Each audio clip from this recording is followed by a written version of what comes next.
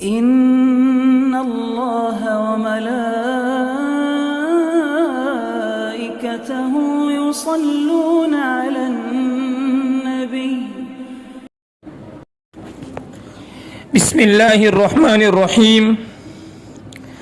ہمارے علاقے میں سخت گرمی ہو رہی ہے اور میں نے روزہ رکھ لیا اور روزے کی حالت میں نکسیر پھوٹ گئی تو کیا میرا روزہ فاسد ہو جائے گا یا نہیں؟